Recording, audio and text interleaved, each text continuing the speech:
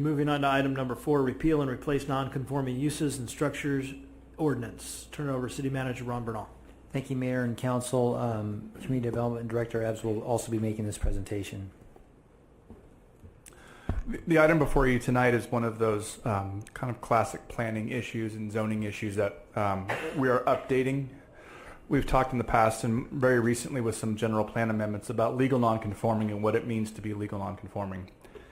Essentially, legal nonconforming means that you complied with the laws of the city at the time that you established your land use or built your home or built your building. You met all the rules back then, but the rules have changed.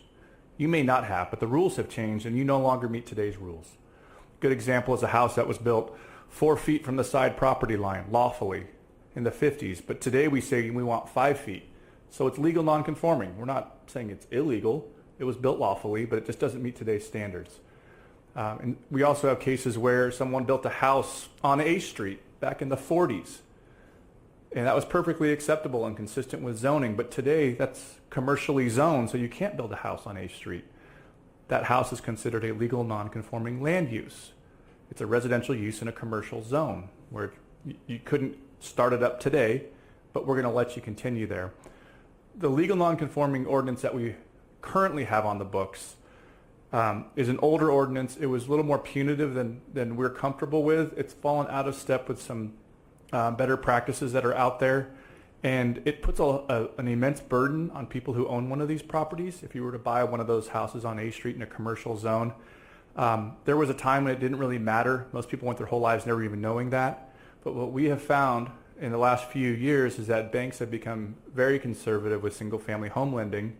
And something as simple as, hey, it's a single-family home in a commercial zone is enough to disqualify a loan. We've had people come to us with this problem, and our current ordinance was a little older and it was more rigid, and it didn't offer a solution to that problem. And that problem is popping up more and more frequently, and I think the realtors in the room can probably attest to that.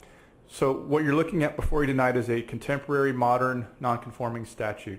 It allows for single-family uses. It isolates them and says they basically are considered legal non-conforming, but they can, if they burn down, they can be rebuilt. You don't need any special permits or privileges. You can add on to them just like you would a single-family home anywhere else. You can put up a shed or a barn or a garage, whatever it might be, just like any other single-family property.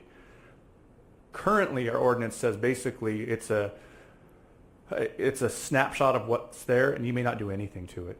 You can't add on. You can't put a second story on. You have to just live with what you got till it falls apart or you tear it down. So recognizing with the cost of housing, that's just not a fair position to put people into. So even though it does specifically address single-family homes, it applies citywide. At the end of the day, this is a good ordinance that's going to, it's consistent with what you see with other cities, and it's appropriate for today's time. So I would ask respectfully that the City Council adopt this ordinance. This is another public hearing, so we will open up the public hearing portion of this. Are there any requests from the public to speak on this item? None have been received. Seeing none, we will close the public hearing portion of this. This item is now before council. Questions, comments? Councilmember Ogerchuk? If nobody's going to jump in, I am. I'm going to make a motion the City Council introduce the ordinance to repeal and replace Title 9, Chapter 5, Article 30 of the City of Antioch zoning ordinance. And thank you for your work on these two. We have a motion by Councilmember Ogerchuk. Do we have a second? Second. Second by Councilmember Thorpe. No discussion. Please cast your votes. There are 5 affirmative votes, and this will be placed on the consent calendar for the March 12th agenda for second reading and adoption.